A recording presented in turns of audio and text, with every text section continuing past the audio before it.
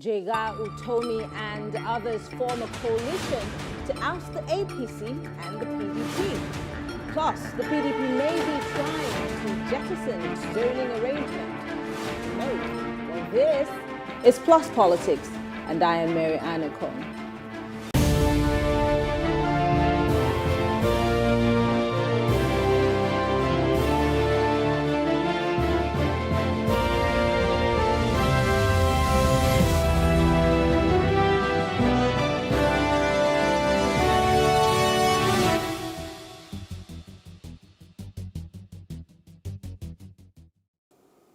Ahead of the 2023 general elections, some Nigerians of diverse professional backgrounds converged to express lack of confidence in the nation's two popular political parties, the ruling All Progressive Congress, the APC, and the opposition People's Democratic Party, the PDP.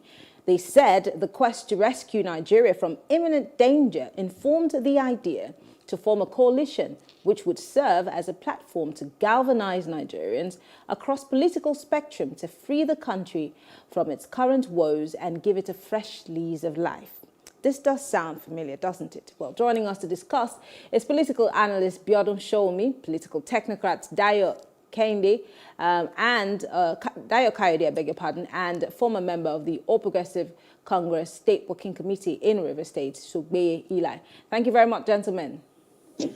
Good evening. Nice having me. Yes. So I'm going to start with you, Mr. Shoumi. This is, like I said in my intro, this sounds more like something we hear every political cycle where the politicians, start speaking about changing and rescuing the masses, which I hate the word masses, but they always talk about, changing the fortunes of Nigeria and always pointing to either their political party or some initiative that they have. But then there have been questions about the third force and what particular change it can really bring, and if it can really stand a chance against the two major political parties.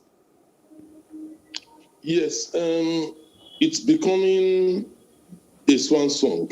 Every election cycle, we tend to hear more progressive elements coming together, wanting to form a new platform to challenge the two parties in Nigeria. There are two issues involved. One is their frustration with the existing structures in the country. One, either the remaining political parties are too weak, to be used as a platform to challenge, or the two ruling parties have failed, to make the necessary impact in terms of developmental life expectations of the people. And therefore, they feel so frustrated by it and then choose, to look for a different platform where they can, express not only their own political ambition, at the same time, strive to try and develop or achieve whatever they think they need to achieve in terms of development. Now, you then ask yourself, why a new political party? Why not one out of the existing parties? But when you look at the existing political parties, one thing which is common in all is that many of them, if not most of them, are actually formed, by different, personalities in the two major political parties. They are the ones bankrolling it in expectation to use them as a vehicle if they have a disagreement. I'm sorry, are you saying that there are people in the APC and the PDP sponsoring the third force, and this might just be a distraction of sorts? No. The existing political parties, we have more than two political parties in Nigeria, registered political parties. Many of those registered political parties in existence today are backed behind the scene by and financed by, members of the existing two political parties. So that is where they may feel frustrated by it and think of having a different umbrella. But again, the argument could also be self-serving, because you have parties like National Conscience Party, some one or two or three political parties, with left ideological leanings, which you and I know were formed, not necessarily by people with money bags. Now, how do they come in and then take over those political structures?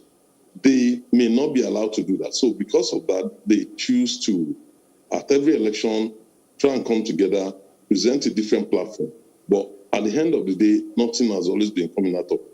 Whether this one will be different or not, we don't know. But given the experience in the past, many of these characters, were involved in formation of new political parties, in past political cycle, electoral cycle. When you look at the only difference this time is that you have people like Atairu Jega now involved. Otherwise, you ask yourself, it's like a swan song. It's becoming a barber's chair. So with Jega's involvement, we don't know what has changed or what will change. It remains to be seen.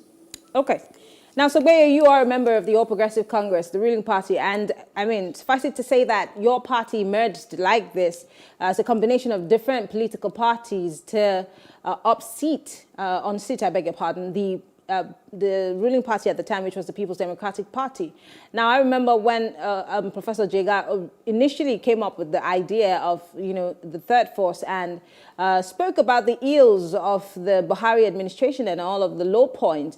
The APC government struck back, saying that he was only pushing his presidential ambition. And I'm wondering what's wrong with that. If the APC has succeeded by becoming a coalition of sorts, why can't the third force be saved?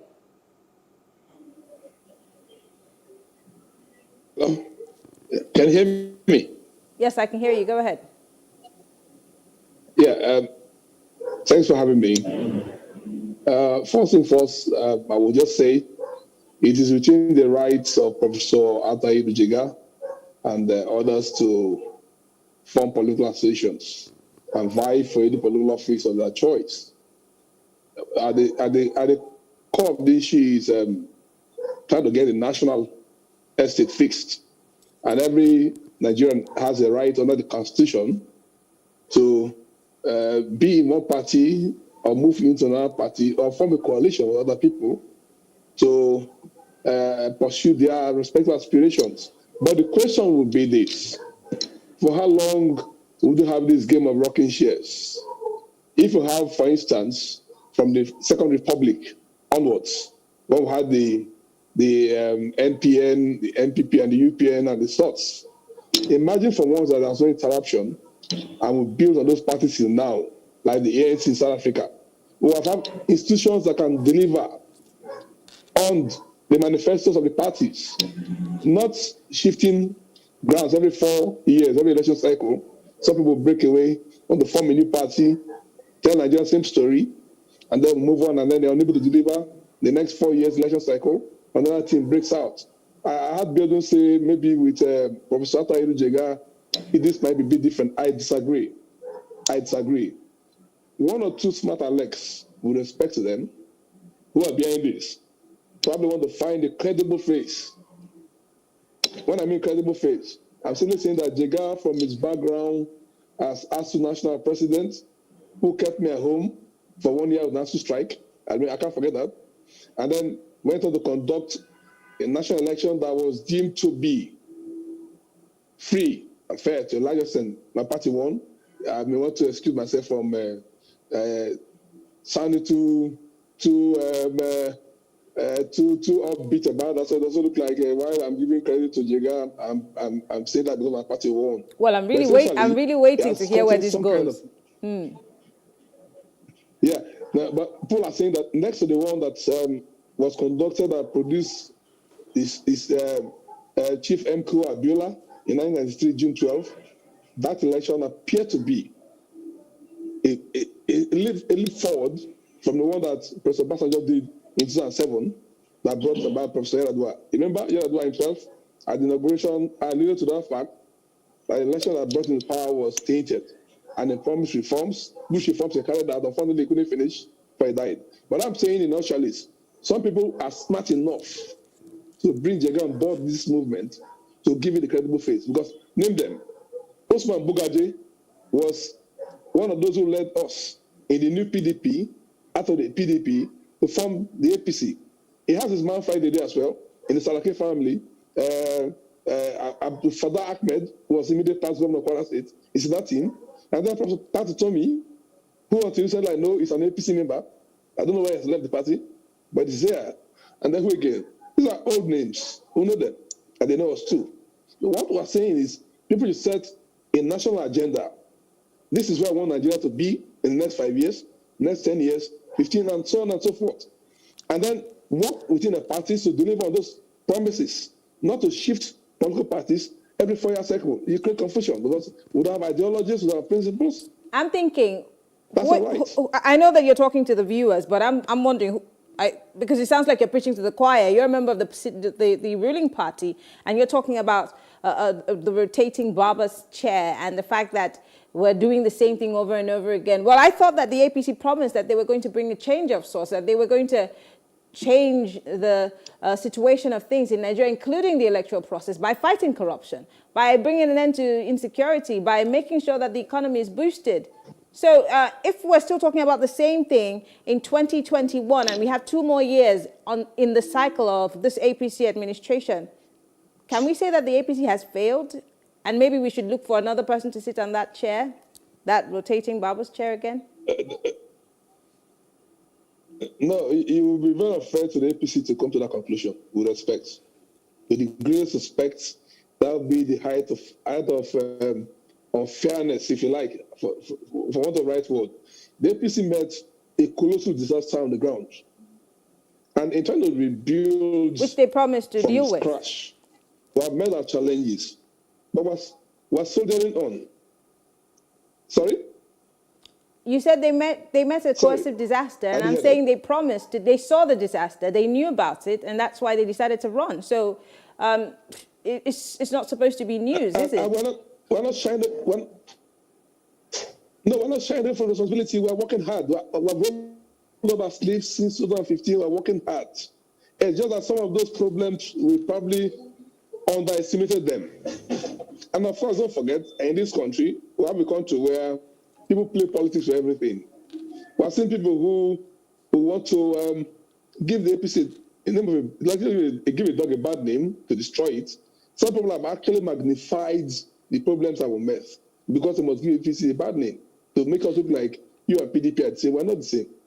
Some elements in APC came from the PDP, we agree, but there are top progressives in APC who also were in PDP before now, but are chasing an ideal to make sure they deliver the mandates. Okay. And that's what makes us different. Okay. So if anybody says he wants to challenge the status quo, let him come forward with ideas. But I'm saying that this idea of having the core politicians break out every now and then doesn't make sense. We're not building institutions. We should build institutions, not just moving political parties. Let me go to Mr. Dayo-Kayode. You're a political technocrat, and the question on the average Nigerian's mind is, what difference will this third force make? We've heard third force. The first time we heard about it was some people said that the former president, Olusegun Obasanjo, was pushing it. We've heard it again and again, and now we have the likes of Patutomi, Professor Patutomi, we have Professor Jega, and other people, fronting. Again, what is the ideology? Is it going to be different? Is there anything that Nigerians can really hold on to in this third force, or should we just look at it as another political gimmick? Yeah, thank you very much for having me on this platform to discuss this very vital issue that is evolving in our country at this moment in time. You see, my own searchlight has started from about 3 or 4 weeks ago, where Professor Jega came on air to say, look, PDP are disappointed us. APC is also disappointing presently. Why can't we in 2023 look elsewhere? And then I asked a question. Where are we going to look at?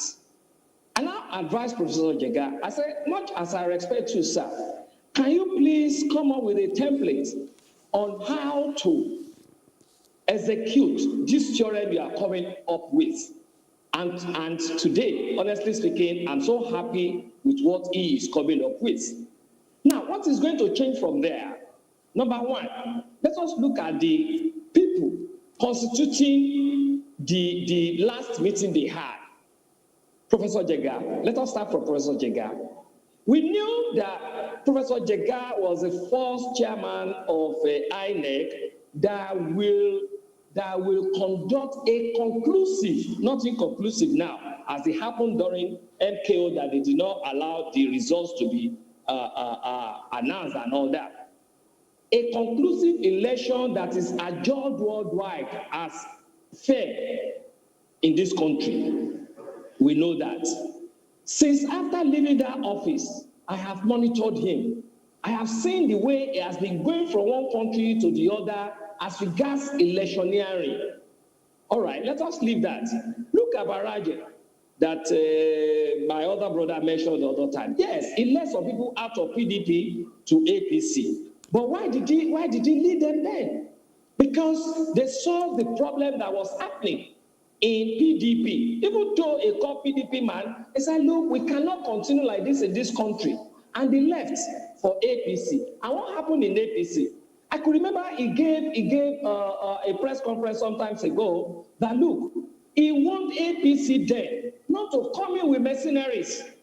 Because by the time they bring these mercenaries in, they will not be able to handle it. And that's what we are having now. And this is somebody who is so bold to come out to say that. So having said that, you can see that he is somebody that has the interest of the nation at heart. Let us go to Professor PlusTvAfrica. We have all known the antecedent of Professor Utomi in this country. We knew him when he was in Volkswagen. We knew all he did there, even though at the end of the day, the system collapsed the whole industrial setup of the country. But thereafter, what has he been doing? I could remember his PlusTvAfrica gang there that he was having with some other people like Ayo Teriba and so. Thereafter, he also moved and said, look, let us do this in this country. We have all seen that. Now, seeing these people coming up with a group, even though they are planning to transcend to a party, it's not a party here, it's a group. You could see that these are political enigmas in this country that one can, to a very large extent, say, okay, let us work with these people and see what can happen. Because between you and me, angels do not come from heaven to come and get our country. I was about to ask, the movements from Party A to Party B in search of, for want of a better word, greener pastures, it seems a bit tiring. What about staying in those parties to try to effect this change? Because you've told me already, you've given us their dossier. But if these people that you call strong men and people who have enigma, why can't they stay in those political parties and effect change from within? Moving from one party to the other solves nothing, does it? Because the APC and the PDP or APGA, they all seem to be one and the same, and we see them crisscrossing every election cycle. So starting is a third force, really. Will it change the crisscrossing? Is there going to be ideologies? It's not just about the persons, but what change can they effect in reality? Two things in this now. Two things anybody can see vividly in this. Number one, you can see what happened to APC in the first tenure. Everybody knew then that APC is a party of strange bedfellows. And that was why they couldn't pick who will be here or who will be there. At that time, all they were looking for is any other person except Jonathan. Any other person. So there was nothing like a state law, there was nothing like a framework of what they are coming to do. That's number one. Number two, you could see that most of the parties on ground now, what ideology are they holding? On what tenets are they built? But look at this group that is unfolding to become a party. I'm not a member yet. I'm only following the personalities there and following everything that they have been doing. Look at them. You can see they say rescue mission, on a rescue mission. And when you are going on a rescue mission, it entails a lot of things. That is to say, we want to change the paradigm. It is high time we change the paradigm of political process in this country. We don't want a situation whereby we have money bags and then be saying, yes, Baba, so we pay. It is you. Baba is saying you should be here. He's saying, no, we want people that have character, capacity, compassion, and ability to govern our nation and move us to where we want to be. All right, let me go back.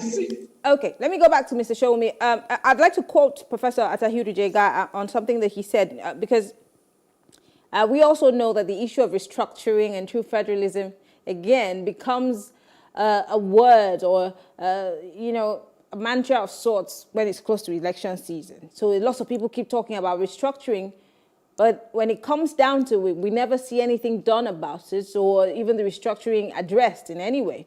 Now, Professor Jega said, and I quote, Nigeria is one of the worst models of political accommodation of diversity as well as power and resource sharing. He admitted that there are no perfect federations or, for that matter, true federalism. He said the better framework and structure for the management of diversity, power, and resource sharing is in a federation. The more stable, peaceful, and socioeconomically developed it would be. Now, again, we see the issue of restructuring and true federalism being brought up. And I struggle with that. What is true federalism? It's either it's federalism or it's not federalism. It's either we're restructuring or we're not restructuring. But here we are again listening to the same things that we heard in 2015 and we heard it in 2019. And we're in 2023. Why should we pay attention to these people? Well, in the first instance, I need to explain one thing, why people like Jega need to get involved. I would also make a declaration. I've known Jega since my university days. I know we belong to the same left movement. I know his orientation and thinking in those days and still till now. I knew him as the Vice Chancellor of BUK and all that. So I can say a lot about his thinking, his perspectives and all that. But how did they come to this situation? One, when the APC came in, we were campaigning for change. Everybody embraced the issue of change. So many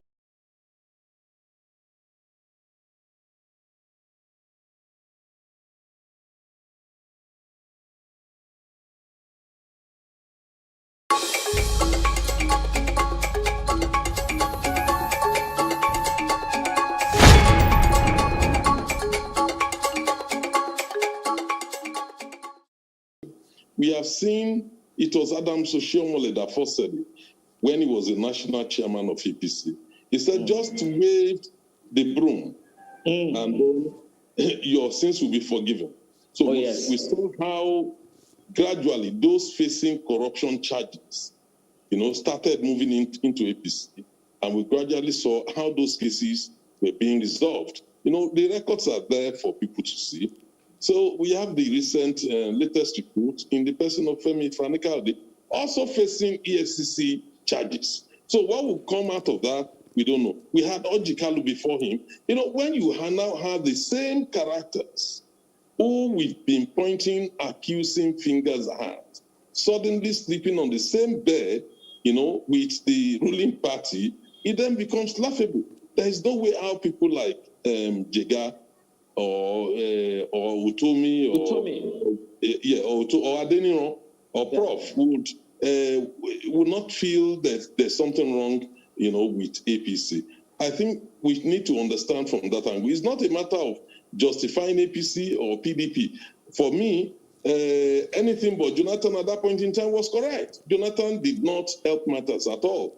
It was correct to have changed Jonathan. Also, currently with the state of the nation, where we have been led into almost, brink of collapse, where we are faced with existential threat, where we have seen how armed herdsmen can be allowed to move into our country from neighboring countries to terrorize our local farmers. I think it is time for a new thinking. So maybe because of some of these characters came together, to form a new project called whatever it's called, Rescue Mission. So, and as far as I can see, there is a need for it. We cannot have a two political parties in a multi-ethnic nation like Nigeria. One of the errors which we have made in the past, and these are done on purpose, is to make sure that you can have independent candidates. So that even if you are agreed within your own political party, you can step out and contest. I can give you a very good example. In UK, Martin Bell, who was a journalist and, had to come out, to challenge for office. And he was elected because he was found acceptable and the candidates of the political parties were rejected. So we have credible, examples of... well, I mean, the new Electoral Act bill seems to have an accommodation of sorts for independent candidates. It's just, will the terrain allow for it? That's the other question. Yeah, that's one. When you have independent candidacy, that is one angle of it. We are yet to see it, being implemented in practice. The second point, it's on the existing political parties. How come that political parties are expected to show, or before they can get registered, political association, that they have a national character? In a federation, that's laughable. There's nothing wrong in I saying I want to form Magodo political party, and my interest is simply Magodo. And then you go and campaign. If people vote for you in Magodo, the party is representing the interest of people in Magodo. And that's all. There's nothing wrong in me saying I want to form a Sokoto State political party, and my interest is just Sokoto State. That is what they call democracy. That is true federalism. Okay. But currently, before a political association can be registered, they must show that they have a national character. Even INEC requires you to have offices in two-thirds of the state. So these are some of the things that should not be happening, which are happening. So when people talk about true federalism, they are actually referring to a situation where all the important ingredients and elements of federalism in democracy are present. As it is today, Nigeria is a unitary state, which we called federalism. I'm happy this some issues are not being challenged in court. The issue of stamp duty, the issue of VAT. The moment you get to the root of that, you begin to realize that a new structure will likely emerge. Some people argue we don't need to collapse Nigeria. I agree with them. Okay. But we need to restructure Nigeria in order to get to where we want to. Again, another question is it those who brought us to our knees that are supposed to restructure Nigeria? That's a big question that we should ask ourselves. But because we're almost out of time. So again, because you are of the ruling party, the president recently was quoted to say that he does not want to end his tenure as a failure. And to quote Professor Atahiru Jega, he said, "What we have on our hands today is a disaster. We know where we're coming from in this country. We know the average Nigerian, particularly the youths, they look ahead, and it's difficult for them to see hope, even under a government that had promised us change." And of course, change means that you're going to give us a turnaround of sorts, but we cannot really say that we've seen that change for the better, can we? So will the APC be able to clean up its mess and get its act together before 2023? Do you see that happening anytime soon? I agree with your APC as mess. We didn't create a mess. We came. Okay, maybe you made it messier. You didn't create the mess, but you made it messier. No, we didn't make it messier either. See, let me just give you a scenario. We have magnified the problems to a point where we're missing the point in this country. See, we'll have a superstructure and then we'll have a substructure in every policy. It doesn't matter. For instance, I will have common grounds where we agree on issues. My state governor, Nyesom Wike, began the fight on VAT. The Lagos state governor, who is my party man, APC, agrees with him. So when it comes to the issues of who should collect this, we would tend to agree. Once it is about what comes to us, we tend to agree. It doesn't matter what political configurations we belong to. When it comes to giving back to the country, we disagree. So until we deal with that superstructure, we're not going to get it right. That's the point. Until I went to Zamfara State, the national assignment, I did not know that most of what we have as security issues are overblown theories by politicians. For instance, we moved from the Sultan Aboka International Airport, Sokoto, to Gusau, which is a 3-hour journey by road, and I saw only 2 police checkpoints. Only two checkpoints. We had only 2 policemen in our bus. I was in Zamfara for long. I didn't say any security challenge until I left. So I'm not saying the problems are not there, but I'm simply saying that, look, for us to deal with these problems, we'll have to step out of that political, as if we were like the issues about... We're out of time. I'm so sorry. We're out of time. The civil service. Yeah, the civil service, the security are not politicians. You have to deal with them first. Otherwise, it doesn't matter what ideas they bring, they'll collapse. Okay. Why not deal with institutions first? It's not about political parties, yes. Unfortunately, we have to go. We're out of time. Dayo Kaide is a political technocrat. Bodi Showumi is a political analyst. And Sogbe Eli is a member of the All Progressive Congress in Rivers State. Thank you very much, gentlemen, for being part of the conversation. Unfortunately, time is running at lightning speed. Thank you. Thanks for having me. All right. Thank you, everyone, for staying with us. We'll take a short break now. And when we return, we look into conversations around the PDP's zoning arrangement. Might it change? We'll get to find out after the break.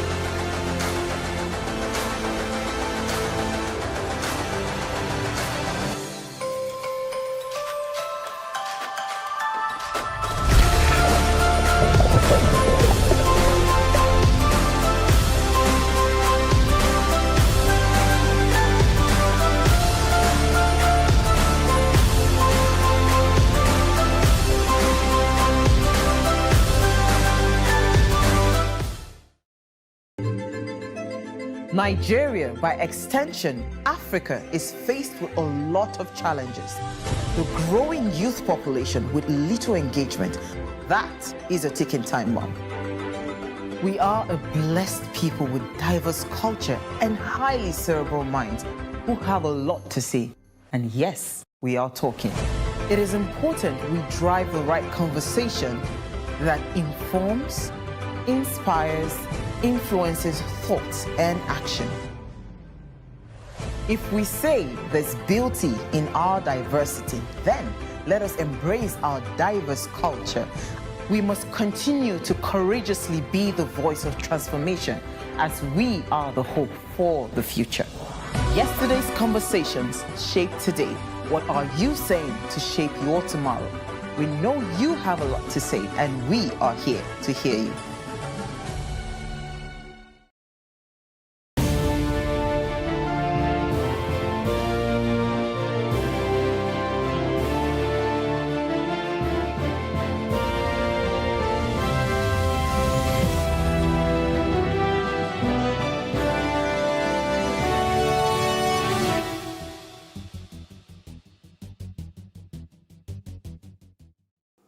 Indications have emerged that the zoning arrangement earlier adopted by the People's Democratic Party, PDP, ahead of the 2023 general elections may be jettisoned. The party had previously hinted that its national chairman would emerge from the southwest with the names of Ayof Ayoshe, Olagunsoye Oyinola, Bode George and Ayitayo Jegede emerging as aspirants. Now, joining us to discuss this is Deputy Spokesperson of the People's Democratic Party, Diron Odeyemi. Thank you very much, sir, for joining us. Thank you very much for the opportunity. I'm happy to be with you this evening. So give us a picture of what's happening in the PDP and what, if there has been a change of heart, what exactly must have caused that to happen? Well, I read the report in the morning and it was funny to me because there is nothing strange that is happening in PDP other than the fact that the committee set up are due to meet today and they will be deliberating on the zoning arrangement. And we hope that because of the caliber of the people that form the committee, they will come up with a very good zoning arrangement, which the party will adopt at the end of the day. So we are not jettisoning anything. I read the report in the Vanguard, and it was funny to me. Now, we all know that it's not a secret. Former Vice President Atiku Abubakar is still interested in eyeing the the party's ticket for the presidency. And same for the governor of Sokoto State, if I'm not mistaken, Aminu Tambuwal, also seems to be interested in that ticket.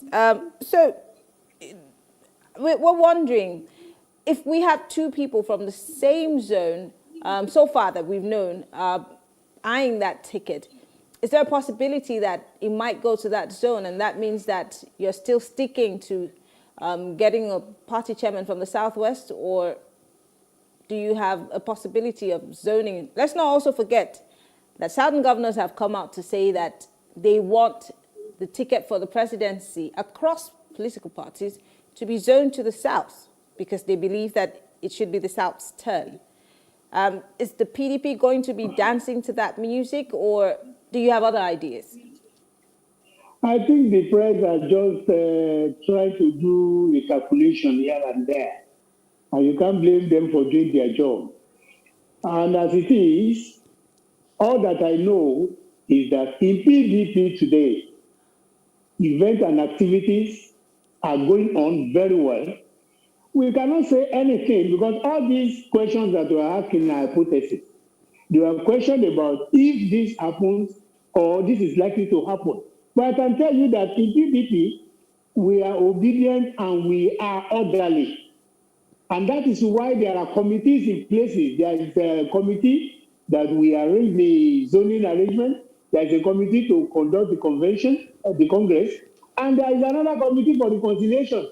I would rather advise that we wait for these committees to submit their reports and to be adopted and accepted by the National Executive Council, NEC, which is the highest body of the party. So not until all these things are done, all these hypotheses are the conjecture of journalists, and it's welcome, it's allowed. But we, as a member, we are not bound to preempt what this committee will come out with. Well, we're not necessarily trying to preempt, but then, of course, there are speculations everywhere. The Enugu State Governor is the one that is in charge of the zoning committee, and he hosted that meeting with Southern governors. And then after that meeting, Southern governors are pushing for zoning to the South. So this is the man who chairs the committee, and the people who came to that meeting have obviously taken a stand of sorts. Again, we do not know exactly what the party is going to come up with. But then, yes, the party has to favor the people. There are several people who are asking, and when I say people, I'm talking about Nigerians, who are advocating for power to be given to the South, even though the Northern Elders Forum has come out to also say that they will not be intimidated. Maybe they've also been reading the body language of both political parties, and maybe that these political parties are tilting towards the South. How does the PDP hope to deal with all of this? Because every zone is agitating for something. And you know that the Yoruba nation is agitating, the Southeast is agitating, even the Middle Belt is agitating. And now the Northern Elders Forum are also talking tough. And they're saying they have the numbers. Will the PDP be swinging in that direction, knowing that they want to win? And would you not be doing anything in your power to make sure that you win come 2023? There is nothing wrong in agitation. That is the essence of politics. There is nothing wrong in asking, give my zone the opportunity to do this. And I want to tell you that if you are relying on the outcome of the meeting of the Southern governors that they are agitating that the presidency should be sold to the South, I want to tell you that all these governors from the South may be unanimous in their decision, but they don't have the power. They don't even have to say that because they belong to different political parties. What operates in APC is not bound to operate in PDP. But if there is some unanimous agreement across party lines, should that not be something that we should pay attention to? The governors don't have that right. That's exactly what I'm saying. That is different. What do you mean they don't have rights? They're members of the political party. They can also... Mr. Duran, you just said now, Mr. Deyemi, you just said now that there's nothing wrong with asking or agitating. Yes. Exactly. Yes. And then you, in the same breath, say they don't have a right.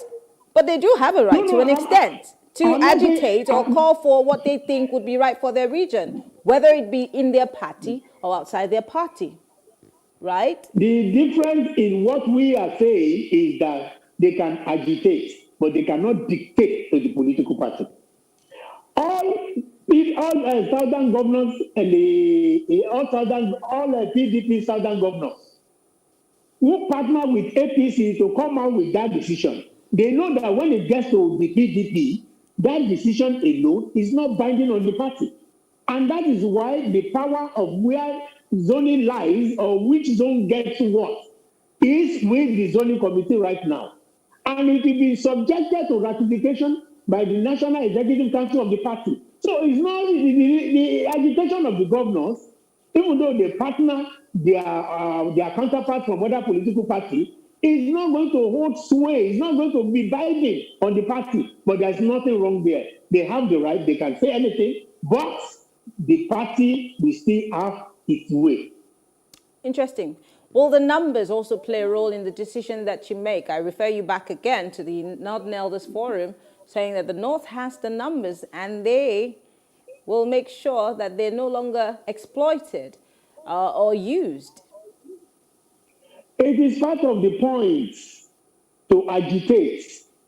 It's part of their reason to say yes. It doesn't really sound like an agitation. It sounds like a plan, because he said that they are working on themselves and they know, the status quo, and now they want to change it and they want to make sure that they're no longer shortchanged. That's how it sounded. It didn't really sound like an agitation of sorts. It sounded like they were definite.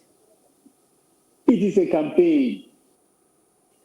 The last time I checked, the Northern Elders Forum is not a political party. They are giving reasons why they should get it. But what I'm saying is, when you look at the composition of the zoning committee, it comprises of all interest groups in PDP, the BOT, the governors, the former governors, the senators, the past and the present. It consists of all the interest groups. And that is why it will be very difficult for this zoning committee to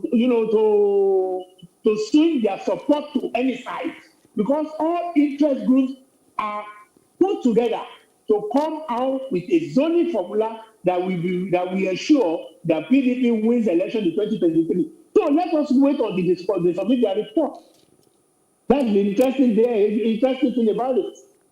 Okay, let's talk about the internal issues. I mean, every political party does have internal issues as we speak. But the big elephant in the room is the rumors that the former president, Goodluck Jonathan, might be moving to the APC, even though he has not come out to say that he's moving to the APC. And then let's also not forget that in the past couple of weeks, if not months, we've seen a mass movement from the PDP to the APC. And it's continuing. We've seen FFK. We've also seen the Rivers man who moved. We've also seen the Southeast minister who also moved. We've seen people move from your party, and they're going in their droves. Will this also affect the resolutions that the party is going to have going forward? I mean, the last time you and I had a conversation, you said that the party is trying to make sure that internal democracy works in the party so that people do not cross carpet. And I asked you, but if there are people from the APC moving to your party, would you not open your doors to them? And you said yes. So how do you intend to stop these crisscrossings if you do not have a well spelt out ideological stand of sorts that holds people down? What you are asking me is a general problem that affects our democracy. And just like I said, personally, it's not something that gives me joy when you see people sleeping at APC today and waking up to say they are members of PDP tomorrow. Personally, it's not something that I applaud. And having said that, I also mentioned the fact that until we have that electoral law that forbids anybody holding a position under a political party, crossing and taking that position to another party, not until we have that electoral law, not until we have that, people will not stop crossing from one political party to the other. And good enough, there is a good development now. There is a new political formation that is, around the corner, which you just discussed. If this happens, perhaps it will enhance our democracy. And to make the whole thing. How will it enhance the political democracy within the parties? The more the merrier. the more the merrier. If you say PDP and APC are 6 and 12, there's no difference between the two. If a political party is coming up, it's a good development for our democracy. But we have so many political parties in Nigeria. We have so many other political parties in Nigeria. We have the APGA, we have the SDP, we have so many political parties. Why do we need an extra one? No, the extra one is going to be under one of the registered one, I want to believe. That is my idea. But if they are going to register it afresh, well, it's all well and good. But what I'm saying is, we want a vibrant political party that will come in and perhaps stop all these political crossover everywhere. It cracks me up a little bit because I'm trying to understand why you're saying we want. Why can't the PDP be that example? You seem to be the oldest amongst these parties. The PDP has been there before the APC was formed as a coalition of different political parties. Why are you waiting for someone else to effect a change that you could have effected and set an example of sorts or set the tone if you really are people who are asking for true democracy within the political parties? Why don't you start within your party to set the ball rolling? In all political setups, you have people, looking for an opportunity to aspire to get to a position. And if they don't find such opportunity in PDP or APC, they have every right as a Nigerian, and just like INEC registered other political parties, to aspire elsewhere. That does not include the fact that the only way to achieve your political desire is through PDP, which has the best internal democracy that anybody can think of. There is no big manism, and there is no individual that is in control of PDP. That is the difference. So it's a choice for Nigerians. If you say, yes, you are forming a political party, it's good enough. The more the merrier. Okay. There is no joy in a victory where you don't have many people to say you have defeated. So we are not afraid as a political party, and that is not to say that we are not recruiting or we are not asking people to come and join us. Okay. That is not it. But that is not to say that they are not welcome. We welcome them. Thank you. Durand Oyemi is the deputy spokesperson for the People's Democratic Party. Thank you very much for joining us. We appreciate it. Thank you very much for the opportunity. Well, we'll take a short break now to see what Nigerians have to say about the impact of a new party or a new movement on the political process. Stay with us.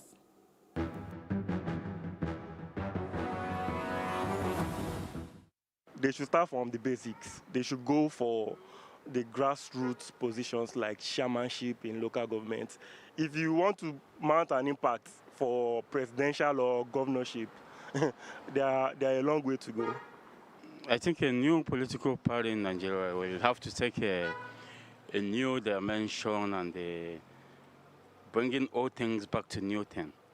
So I think if you had a new political party in Nigeria, precisely, the situation will automatically change. I think they will have to think and anything that can take impact on the youth's affairs. Just come and bring a change to the table. We are sick and tired of all this APC, PDP, and the rest. If another party can come out, I'm glad and we'll be happy to have them. But to me, on my own opinion, they are welcome. But it's all they are still a bed of the same feather. So they are welcome. Well, if we are going to have any new political party, any real effects they can have would have to be at the grassroots level. At the level of state governments, especially federal governments, no chance. Absolutely no chance. It's either APC or PDP. I want to thank you all for watching. It's been Plus Politics. I am Mary Ann Nicole. Do have a good evening.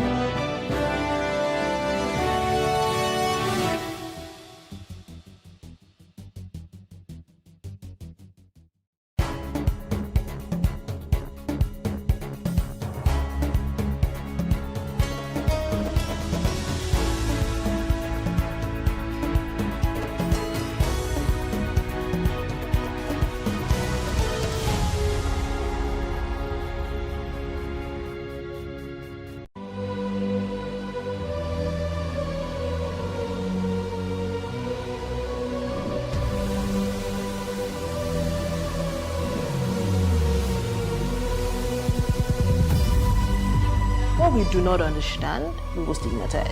What you can see is the remaining of the tanker that exploded. The suspect equally confessed.